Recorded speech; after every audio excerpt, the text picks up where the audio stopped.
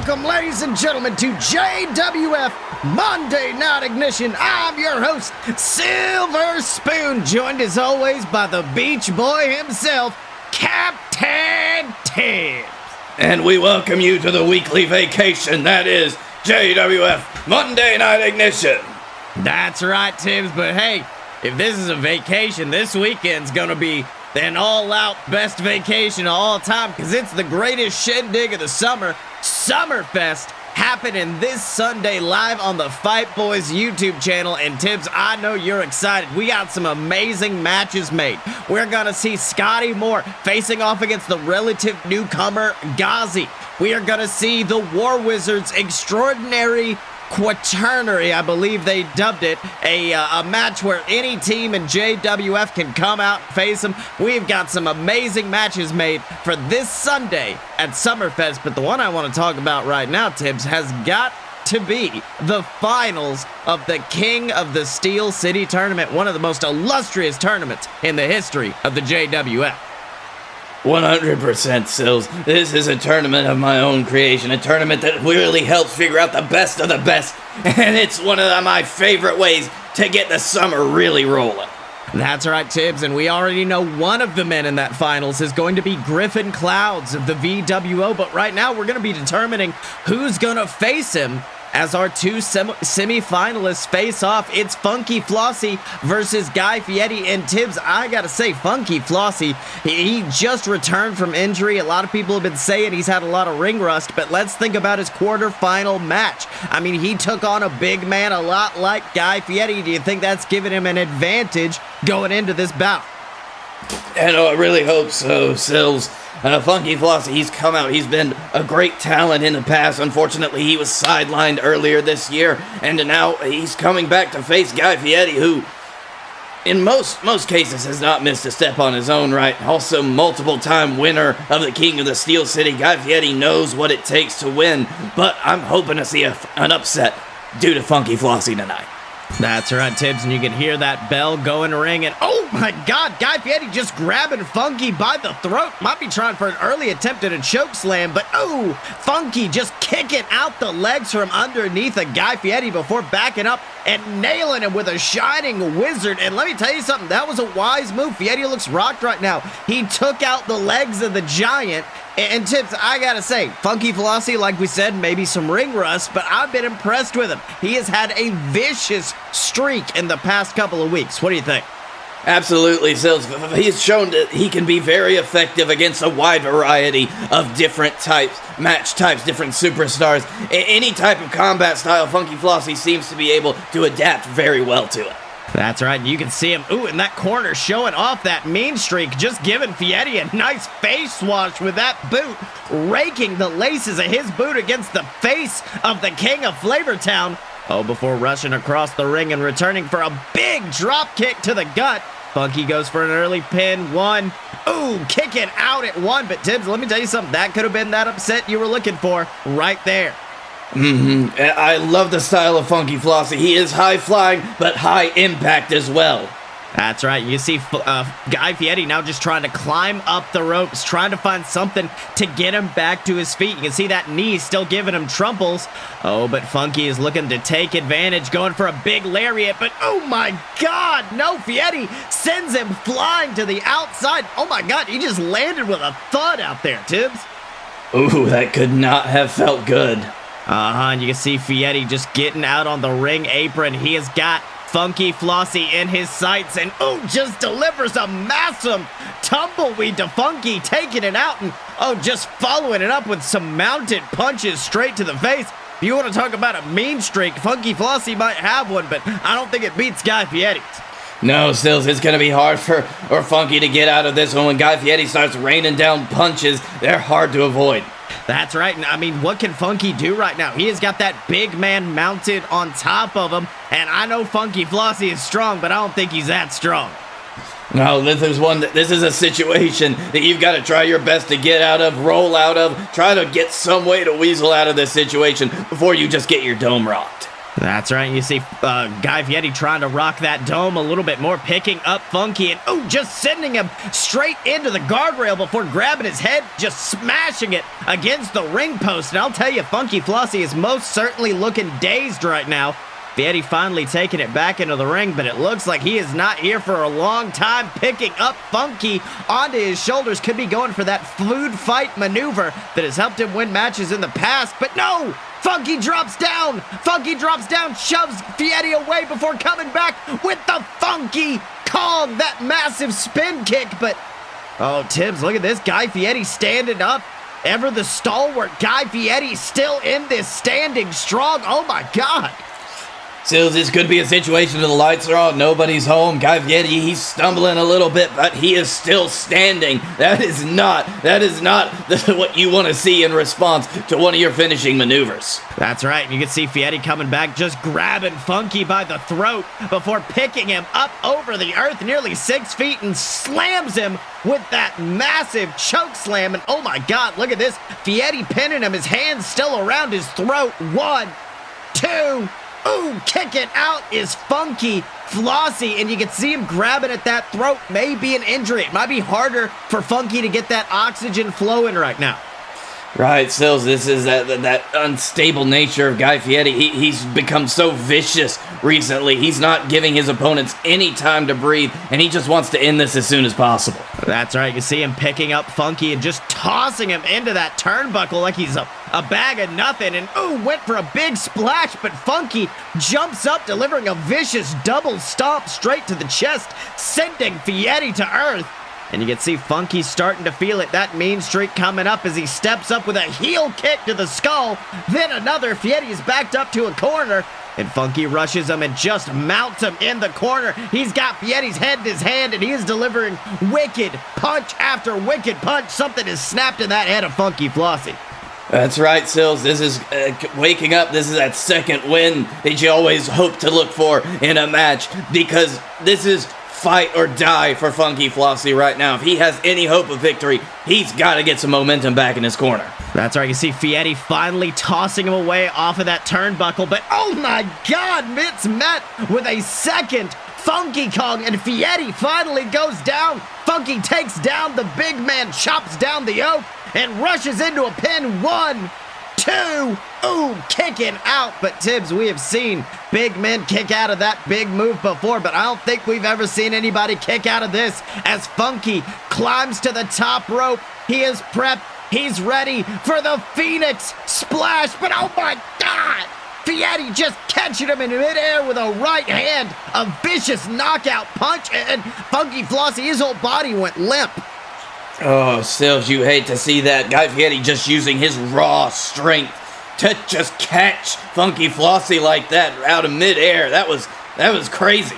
That's right. You see Fieri just falling into the pin, grabbing the legs. 1, 2, 3. And thanks to that big right hand of Guy Fieri, it looks like we have our final match made for Summerfest, and the final match made in the King of the Steel City tournament, as Griffin Clouds takes on Guy Fieri. And Tibbs, let me tell you something, that is going to be an absolute brawl. You got a technician like Griffin Clouds, and then you've got a big man of power like Guy Fieri, but you got to think Griffin may have an advantage. I mean, he went after his brother Justin earlier in the tournament. That is a big man. He has some experience against that, but I will say I thought the same advantage went to Funky Flossie, and we saw how that panned out. That's true, Sills, but as you mentioned before, Funky is recently back from injury. I think you really saw that ring rust coming into play in this match tonight. His effective attacks weren't as effective as you'd usually think they were, and it allowed Guy Fieri to just power through. That's right, Tibbs. So that is going to be an amazing match at Summerfest. Another amazing match that's going to be happening at Summerfest is Hollywood Hulcher taking on Danny Roanoke, a man who, let's be honest, Tibbs, we had banned from the JWF. We had fired him. He was originally a trainer down in JXT, down in our developmental territory, but he was known for vicious, brutal techniques, and after a while, we had to let him go. But it looks like you can't get rid of Danny Roanoke that easy. No, even if you have a restraining order and security outside, he seems to weasel his way in and somehow takes over your production truck for 6 weeks. That's right, been hacking into the system of the JWF, you could say, every single week, sending cryptic messages towards Hulcher before revealing himself a couple of weeks back. And then finally, it all came to a head last week when Hulcher found him in that production truck, dragged him out, and just went to town on him, beating him senseless. And Tibbs, earlier today, you were talking to me, and you said that this is a match that can't be restrained to just a ring. Not at all, Sills. We've seen the lengths that they're willing to go to fight each other. You just can't have it in the size of a ring we've got. So, if you want to see Danny Roanoke and Hollywood Hulcher fight everywhere that they want, you need to watch this match. That's right, Falls Count Anywhere this Sunday at Summerfest as Danny Roanoke takes on Hollywood Hulcher. And Tibbs, let me tell you something, that's going to be absolutely can't miss. But I'm actually getting word right now that we have sent one of our top interviewers backstage with Griffin Clouds, the man who's going to be facing Guy Fieri this Sunday for the King of the Steel City tournament. He's joined by his family, the VWO, and I think he has a response to seeing Fieri's victory. Let's have a listen. Ladies and gentlemen, Don the Don McDonald backstage here with the man who will be going on to face Guy Fieri in the finals of the King of the Steel City tournament this Sunday at Summerfest. Griffin Clouds, accompanied by his family in the VWO. Now, Griffin, how does it feel to be competing in this illustrious match? I mean, we know your brother, the Hammerman, he won it last year. Your opponent has won it twice in a row. And let me tell you, has that realization that you're going to be facing Guy Fieri, how does it feel to be competing in this illustrious match? Let me take it back a little bit, McDonald. Let me give you a little bit of history towards Griffin Clouds. You see, 3 years ago, I had the JWF championship around my waist. I was king of the hill, top dog in this company, and I was willing to do whatever it took to stay in that position. And, well, honestly, I wasn't ready for it. I was just some young, brash, arrogant idiot that only thought about the championship around my waist, the power that it gave me. It completely oversized my ego. It didn't give me a chance to really grow. And to be honest with you, I never thought I'd get a chance to compete for that title again. I thought my own hubris had ruined my one opportunity I had to go for the gold. But, you know what? In life, there's always a second chance, I suppose. Hey, my Hammer brother here taught me that this Sunday. Griffin Clouds, he is going to claim his second chance. And as far as Guy Fieri is concerned, I think he's one hell of a competitor. But here's one thing I have that Guy Fieri doesn't. And that is the family at my side. And you know something, speaking of family, I want to say that the Hammerman realized something last week. The Hammerman realized that I was wrong.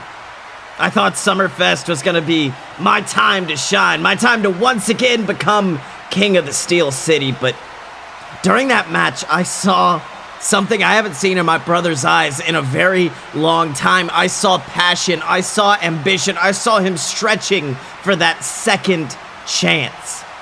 I saw the fire in his eyes, and I knew that this Sunday my brother was going to go all the way, no matter how hard I fought last week.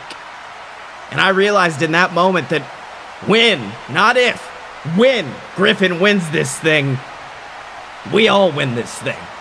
Griffin's spot at Summerfest is to become the king of the Steel City, and my spot is to support him. And, fine. And to go into the extraordinary quaternary alongside my brother here, Fomo-san, standing proudly side by side. The Rising Suns coming together and fighting for the JWF Tag Team Championships. You see, this year hasn't exactly been the year of the VWO. but it's Summerfest. That all changes. Well, Tibbs, from Griffin Clouds and from the Hammerman, I think I know passion when I see it, and those men right there, they have passion, they have family, and I think they very well may win their matches this Sunday, especially that extraordinary quaternary that the Hammerman was speaking about.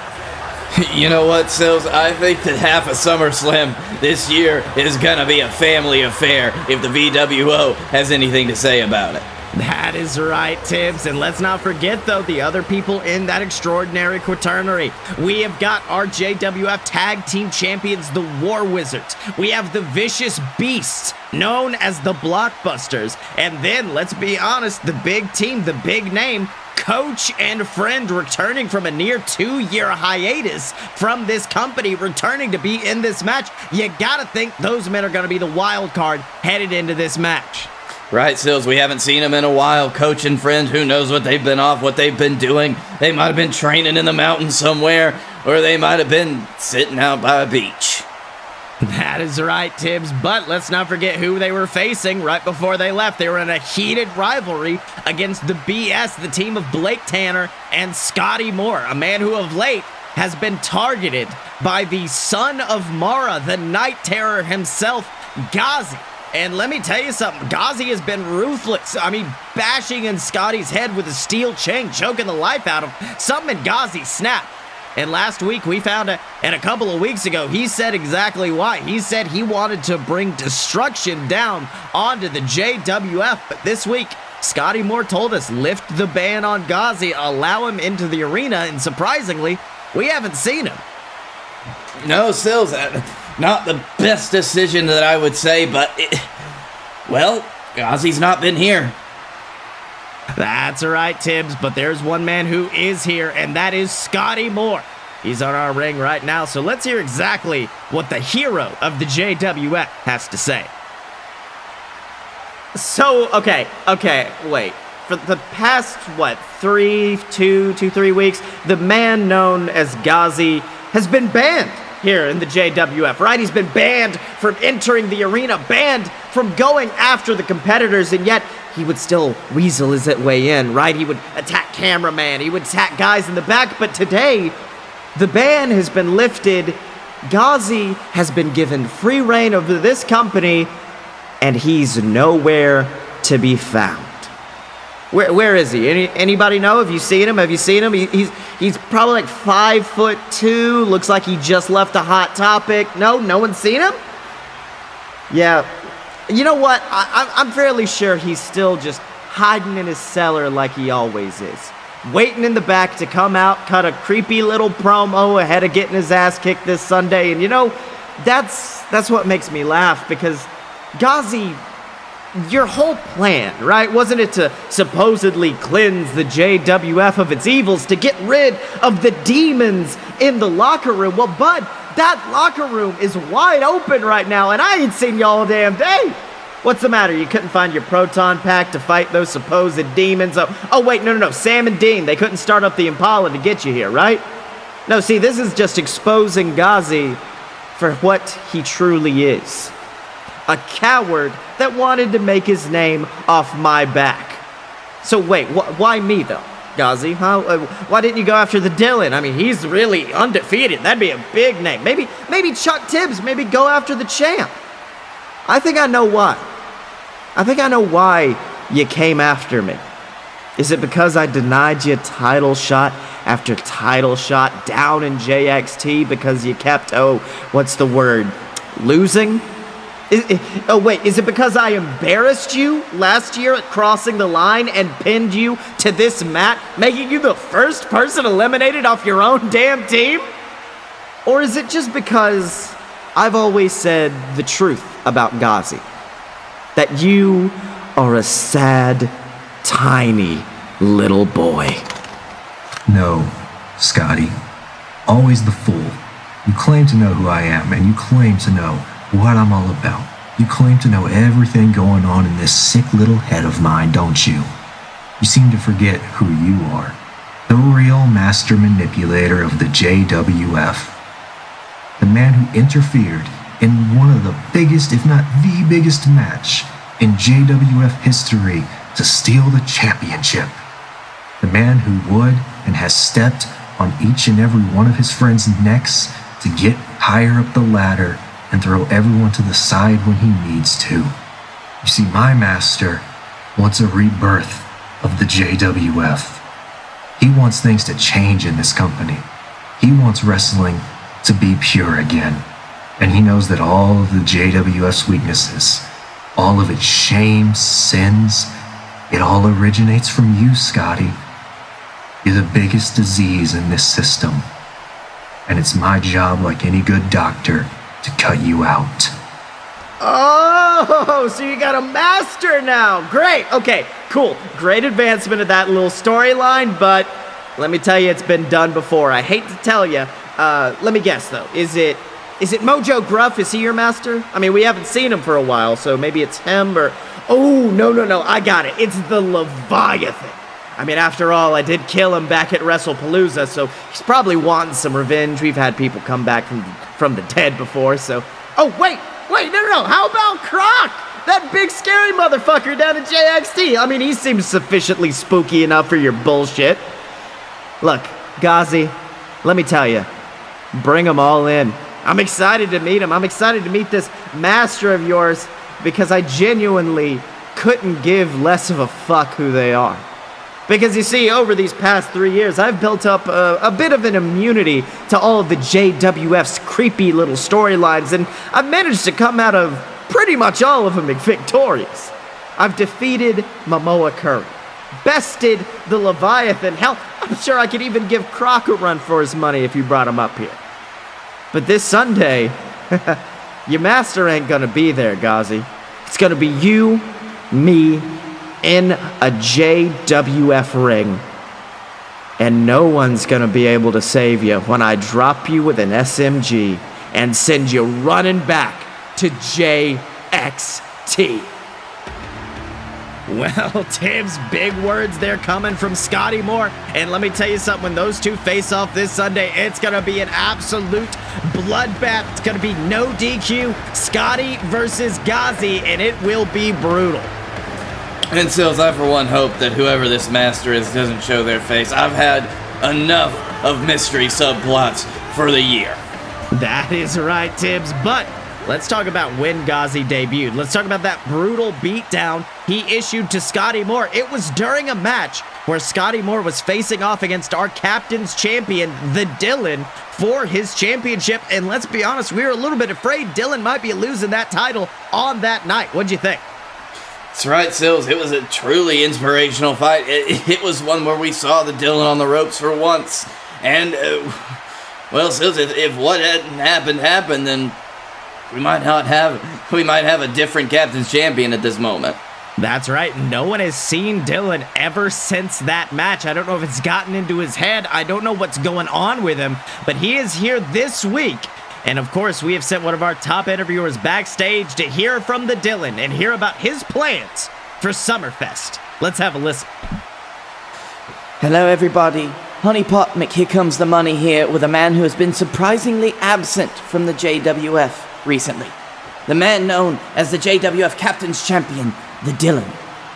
Now, Dylan, everyone wants to know, what is the reason for your absence? First off, as I've told you before, I'm not the Captain's Champion. I'm the World Champion, Honeypot. So get it straight. Secondly, the reason why I've been gone is because I'm tired. Tired of slumming it here in the JWF. I'm to scrape along the bottom of the roster, finding people trying to give me a challenge and failing miserably. Well, many people online are claiming that your lack of open challenges is due to Scottye Moore nearly defeating you for your title just a few weeks back. In fact, many people are saying that you would have lost the title if it wasn't for that interference from Gozzie. Scottye Moore? Yeah, sure. He took a shot, but I guess we'll never know, will we? Not that I'm afraid of Scottye, no. We've tangled before, and we'll probably tangle again, but I'm not afraid of him. I'm the best wrestler on the face of this planet. If you think for a second that I am afraid of losing this championship, you are dead wrong, little man. Now I'm going to make one last open challenge at Summerfest, and I swear on my mother's grave that if that crazy old coot doesn't find someone to actually challenge me, then the next person that I put in the Anaconda Vice will be him. Well, Tibbs, it looks like the Dylan has made a declaration. It's going to be his last open challenge this Sunday at Summerfest. And we've seen a lot of people in our locker room step up and get put down. So I'm thinking whoever comes out this Sunday, they better be ready for a fight, because the last open challenge, you know that Dylan's going to be bringing one too. Exactly, Sills. He is going to be there at 100%. He's going to be firing on all cylinders. And Sills, I think we're going to see a bloodbath. That is right, Tibbs. But if you want to talk about men who are going to be firing on all cylinders, I want to talk about a match made, surprisingly not by you, but by Scottye Moore a couple of weeks back, the JXT Rumble.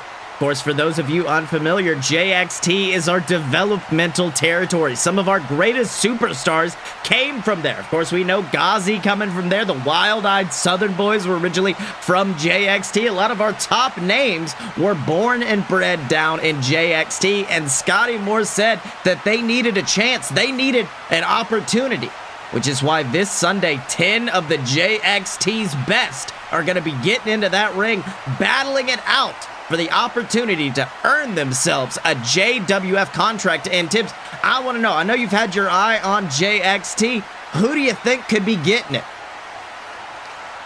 Well, Sills, I've got a lot of people in mind. There's this big old hoss that I love called Robert Hill. I feel like I've heard about him somewhere before. When I signed him, I knew that this guy could do it. But there's also people like possibly Falcor.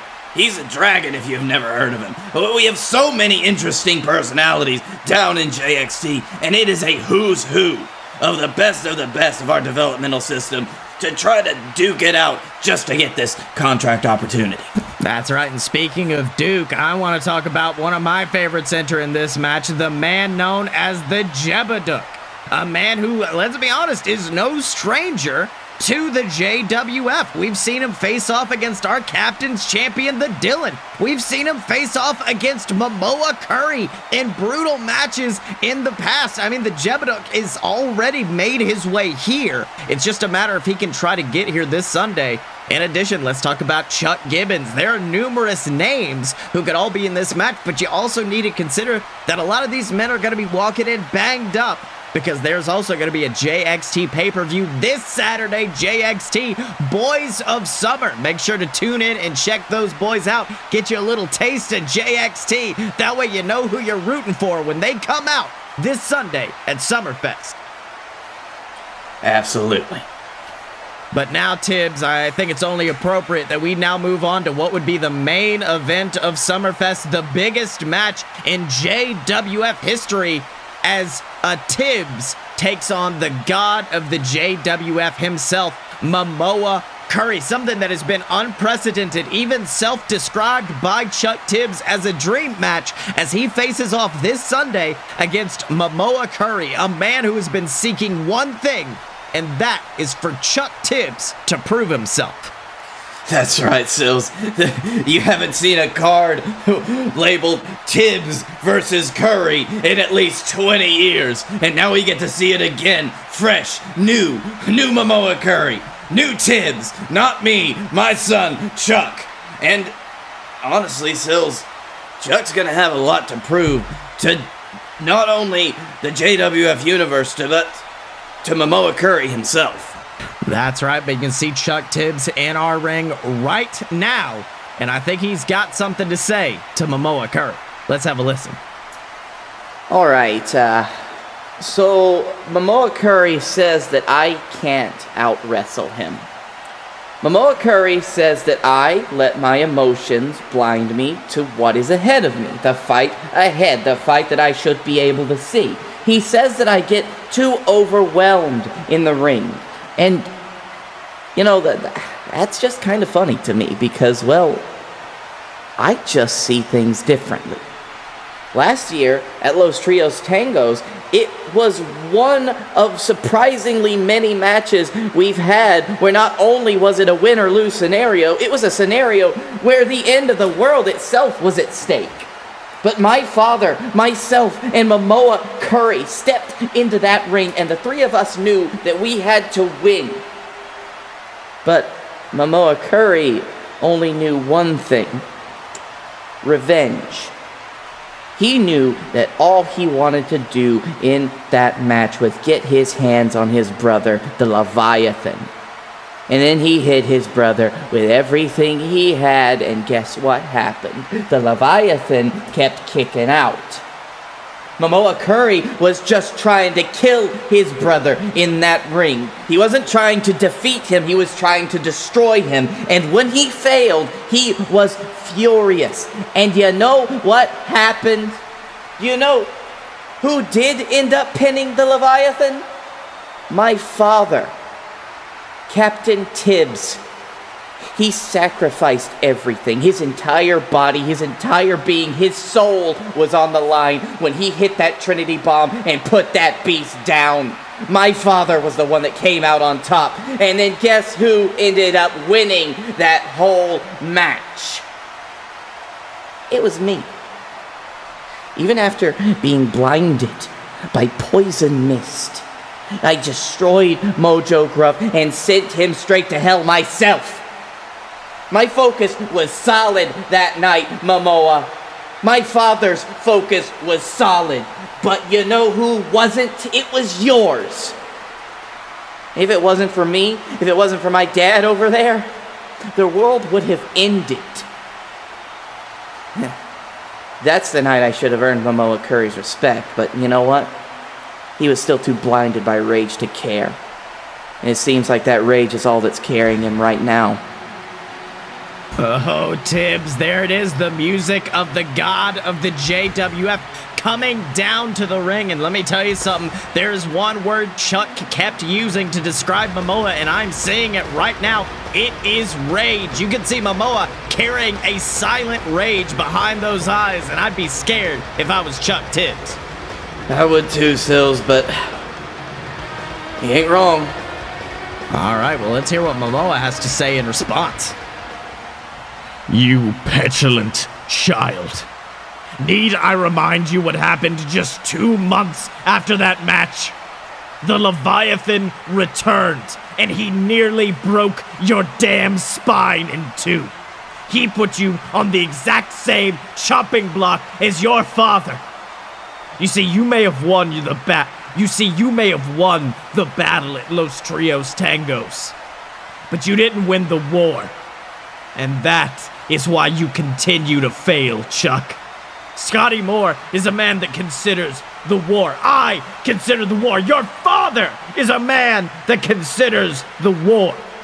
We're willing to give up a victory to continue on our war path, but you, Chuck, you are willing to sacrifice everything to win one battle. And that's where you fail. You see, professional wrestling, this sport that we love, it doesn't end at a pay-per-view. It keeps going. It's a continuous circle ad infinitum. This will go on forever. I'm evidence of that. But if you continue to fight like it's your last fight, one day it will be. You see, I fought like it was my last fight at WrestlePalooza, and I lost my championship. Scottye Moore fought like it was his last fight at Cash in the Bag, and he lost his championship, and now you stand with that title making the same mistakes as your predecessors. You know, maybe Scottye was right, Chuck. You truly don't see all the angles at play here. Oh my God, Chuck Tibbs! Chuck Tibbs just decked Momoa with a big right hand. What the hell is he thinking? I think what Mamoa said must have gotten to Chuck. I don't know if that wins him any favors with Mamoa Curry, but you could see Chuck's own rage was flowing over, and I don't think there was anywhere where it could go other than his right hand.